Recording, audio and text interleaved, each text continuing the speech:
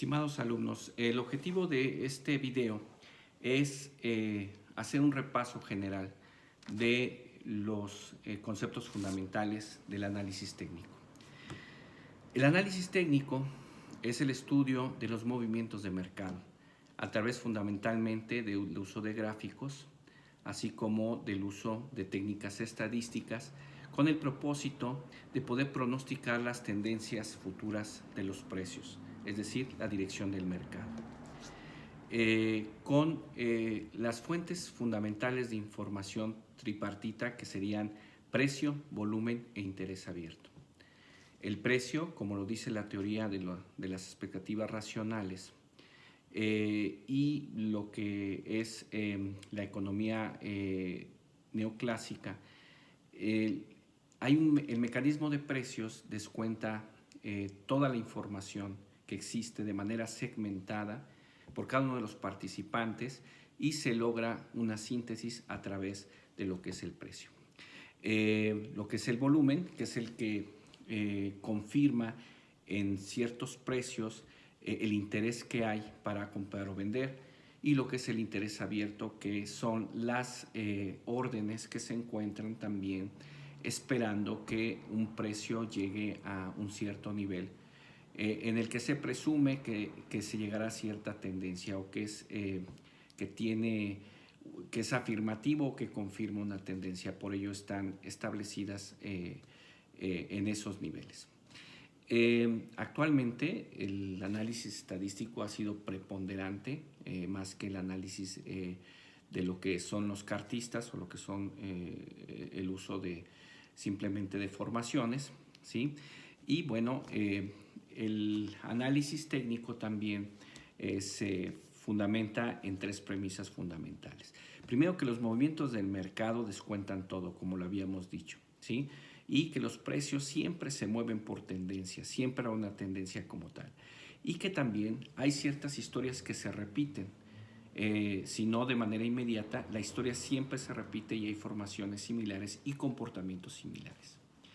Una de las ventajas que muestra el análisis técnico es que este tipo de técnicas que utiliza son fácilmente transferibles a cualquier otro tipo de activo o mercado, es decir, se puede ocupar para un mercado de divisas y después moverse hacia un mercado de acciones y después hacia el mercado de bonos, a diferencia del análisis fundamental, porque el análisis fundamental es más específico y es más especializado.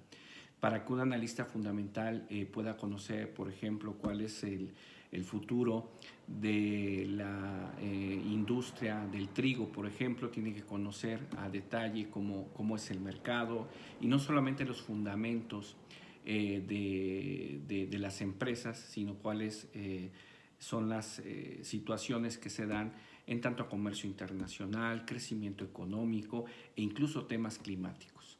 Entonces, permite el análisis técnico tener una mayor flexibilidad y pueden ser complementarios, de hecho son complementarios, aunque la mayoría de los analistas se autoclasifican como técnicos o como fundamentales, ¿no?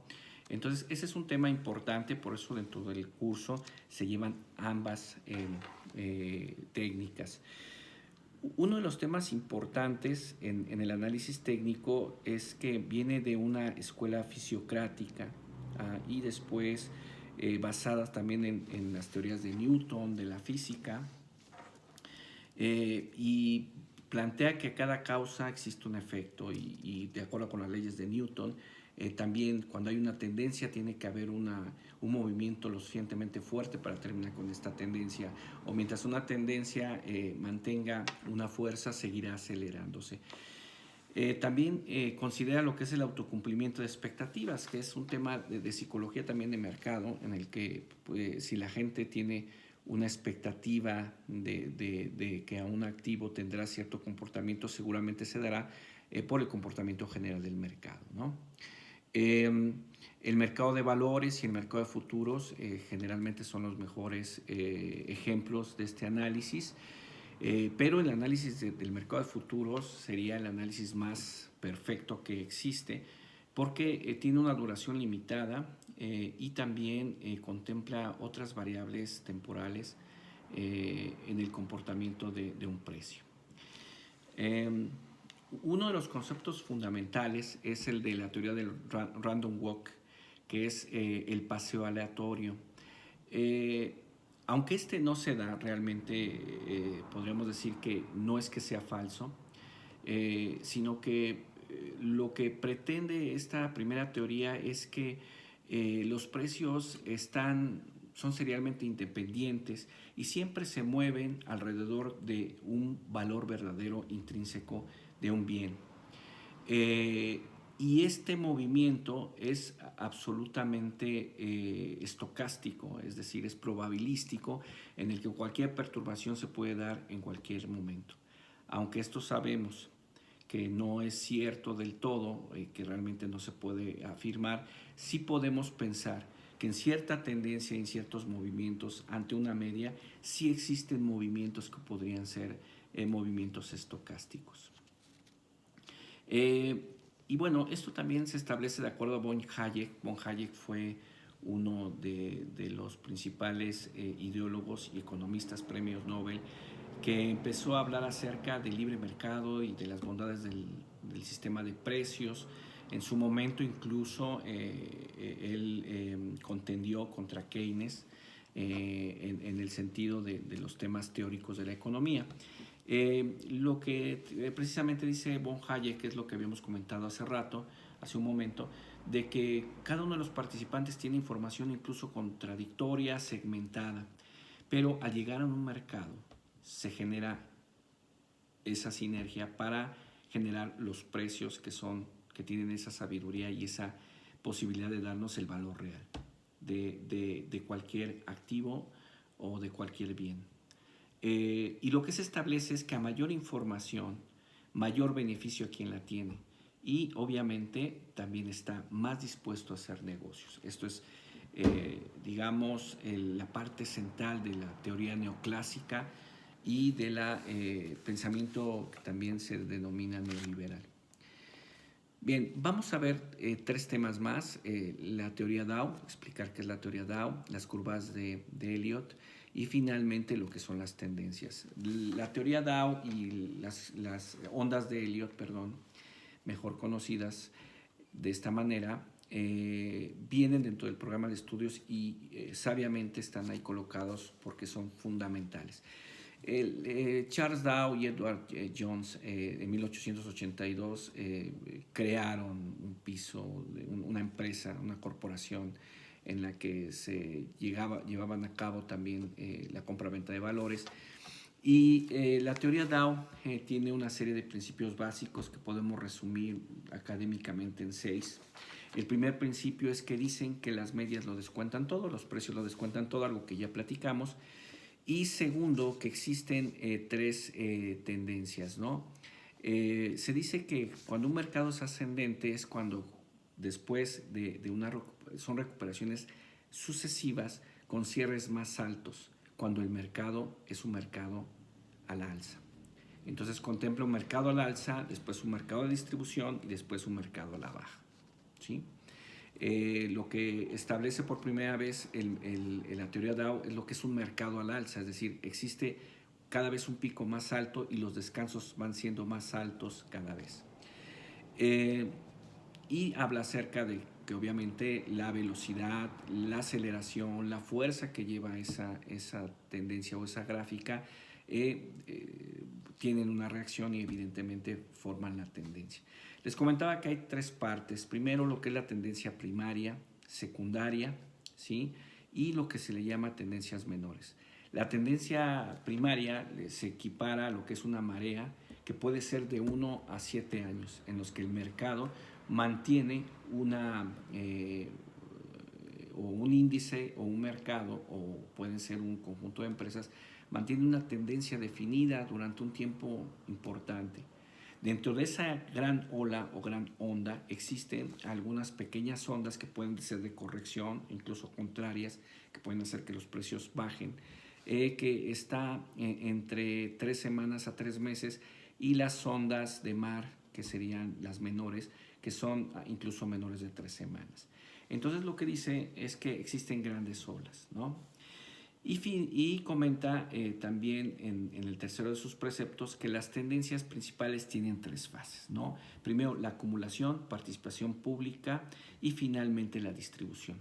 La acumulación es cuando existe una base de compradores informados completamente que empiezan a adquirir los bienes y empiezan a generarse aumentos en los precios. Cuando esos precios ya casi llegan antes de reconocer o cercano de reconocer, o ya cuando se reconoce es un tiempo muy corto, de que ya esa tendencia no se va a mantener y que incluso empiezan a haber contraindicaciones o confirmaciones de que esa tendencia pudiera cambiar, entramos en una etapa de participación pública en la que hay una alta especulación y en el que, habiendo un exceso de optimismo, gran cantidad de dinero ingresa, dinero que desinformado, y entonces los que están informados distribuyen entonces esas posibles pérdidas que para ellos fueron ganancias.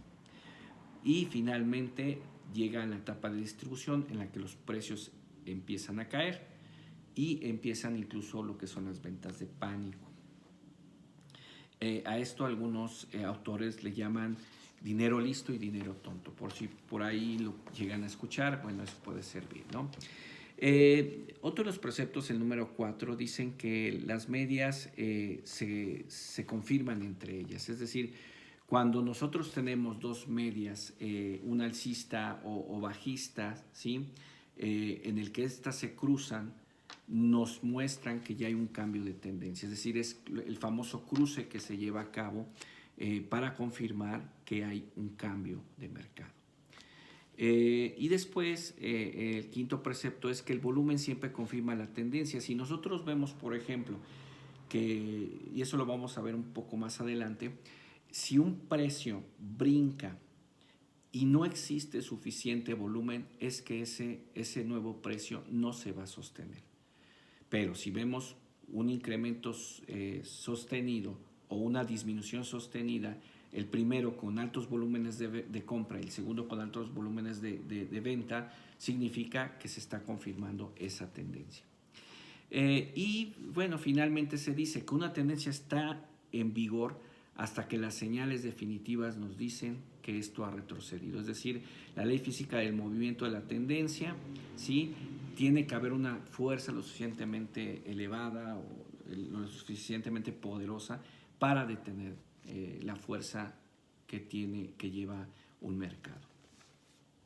Entonces, lo complicado en la teoría Dow es cómo distinguir entre una corrección secundaria, ¿sí? O una contratendencia. Es complejo y bueno, principalmente la teoría Dow Jones da una aportación muy importante que es los precios de cierre. Hoy por hoy, siempre el mercado internacional, el mercado global, siempre se fija en los precios de cierre para poder determinar una tendencia. Y bueno, la teoría Dow lo que busca es conocer las condiciones generales de los negocios, y una de las críticas es que no fue creado para hacer una predicción del mercado. Pero la realidad es que hemos visto en varias ocasiones que sí los mercados tienen un comportamiento a largo plazo como el que muestra la teoría Dow. Pasemos ahora sobre la teoría de las ondas de Elliott, ¿no?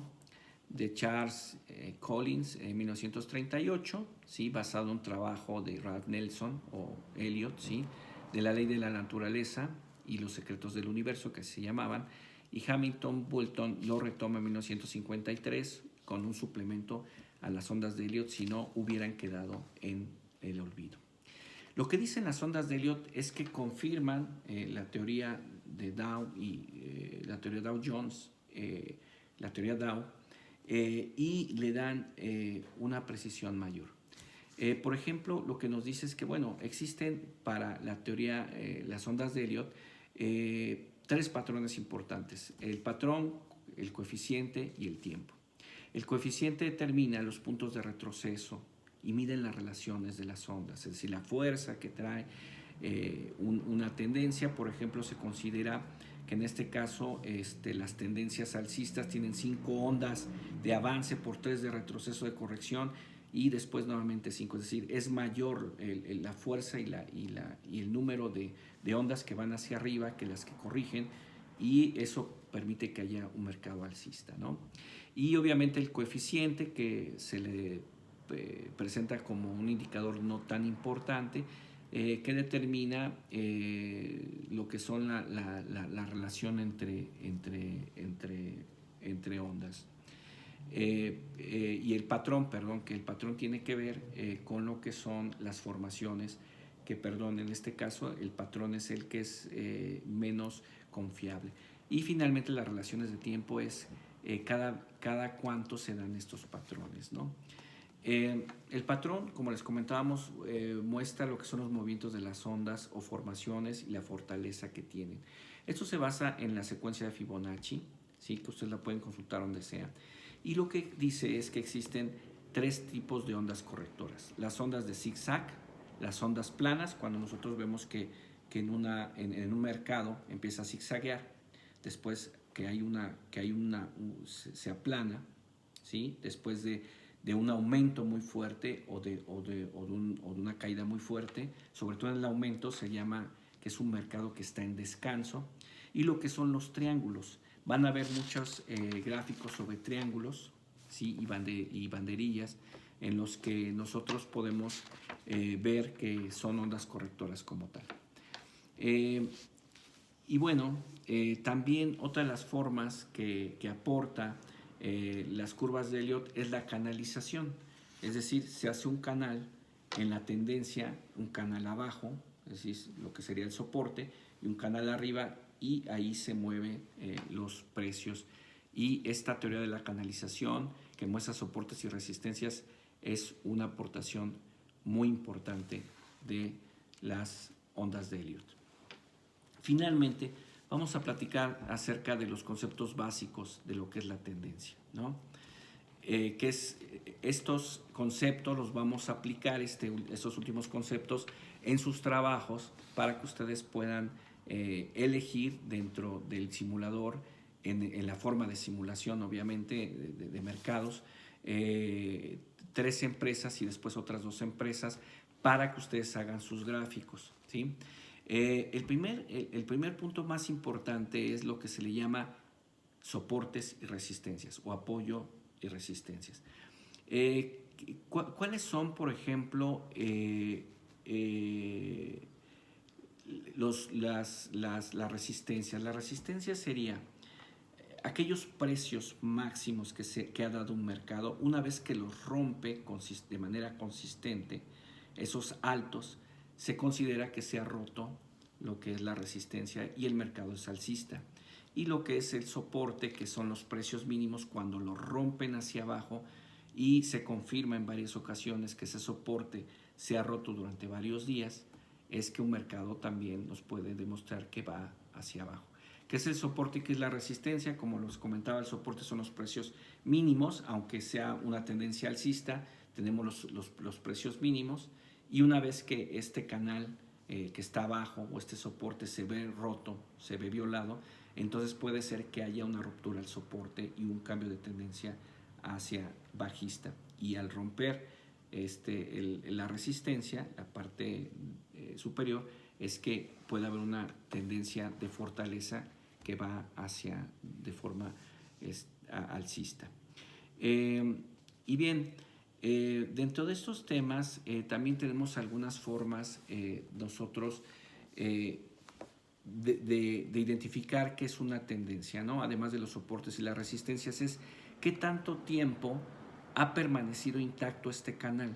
Es decir, qué tanto tiempo un mercado ha prevalecido con un crecimiento. Por ejemplo, una de las empresas que podemos ver que mantiene un crecimiento a largo plazo y se mantiene intacto, por ejemplo, es la empresa establecida, creada por Steve Jobs, y podemos ver que la Apple y la Mac, que son parte de la misma empresa, nosotros podemos ver que esta empresa se mantiene con un canal ascendente. Y también se puede confirmar las veces que se ha puesto a prueba. Cuando nosotros vemos que el canal se pone a prueba y de repente se quiere romper el soporte y la resistencia, o la resistencia, y durante el tiempo no hay esta ruptura, eso también confirma que la tendencia es potente. Entonces la violación de las líneas de apoyo y de resistencia son las que nos dan un cambio de tendencia, ¿no? Es fundamental. Y las líneas del canal, como habíamos comentado. Otro de los temas importantes para conocer una tendencia es lo que le llamamos huecos. Eso se les llama los gaps. Por ejemplo, digamos, hace muchos años el café empezó a subir de una manera exorbitante y los fundamentalistas prevían que iba a haber una poca venta de café, más bien una poca producción de café, y también hubo como los del cártel del café, entre ellos Brasil, redujeron su producción, pues el café se fue hacia arriba, ¿no? Entonces de repente aparecía que en un cierre, el siguiente cierre, la siguiente apertura del mercado aparecía más arriba, sin siquiera haber llenado ese hueco. Es decir, era tan poderoso el aumento de precios que de un cierre a una apertura no había continuidad en los precios, sino que simplemente habría varios centavos de dólares arriba. Entonces, estos huecos de precios, que se les llaman precios de breakaway o de separación, pueden mostrar este incremento sobre todo, ¿no? Y hay otros que se les llaman de exhaustion o agotamiento, que es lo inverso. Nosotros vemos un mercado que está por caer y de repente en el cierre tiene un precio y en la apertura del siguiente día o de la siguiente jornada aparece de inicio más abajo. Eso significa que un mercado está en agotamiento y va en franca caída. Que eso también, por cierto, ha sucedido en algunos años con los precios del café y lo hemos visto, por ejemplo, con el petróleo recientemente. Y también hay algo que se le llama runaway, que es un precio en el cual en el runaway es cuando ya va a haber quizás un cambio de tendencia, ¿no? Una salida de la tendencia. Existen también algunos modelos de cambio, ¿sí? Que existen, y dentro de los modelos de cambio de mercado podemos encontrar el patrón cabeza-hombro y cabeza-hombro inversa, ¿sí? Y lo que le llamamos los platillos y las púas. Es decir, los platillos es cuando un mercado empieza a entrar como en una curva, porque va a haber un cambio de tendencia y fundamentalmente es cuando es un cambio y que ya empieza el mercado a subir después de un tiempo a la baja. Y lo que le llamamos las púas en V, cuando son las púas demasiado delgadas y demasiado fuertes, se cree que un mercado está cambiando hacia arriba. Y finalmente existen algunos modelos de continuidad que te dicen el mercado sigue continuo y entre ellos está la formación de cuña, los triángulos, y cuando los indicadores no son claros, cuando la gente, los analistas ven que el mercado se mantiene indeciso. Es decir, se le llama modelo de continuidad a esta tendencia, que es una tendencia que es lateral, que no hay un cambio. Con esto cubriríamos estos temas fundamentales, independientemente de la reunión que tengamos. Les pido que lo repasen. Les he compartido un material que es muy valioso y que está muy sintéticamente escrito dentro de la parte de lo que son avisos. Para mí es un gusto platicar con ustedes y pronto nos estaremos viendo nuevamente en nuestra videoconferencia. Muchas gracias por su atención.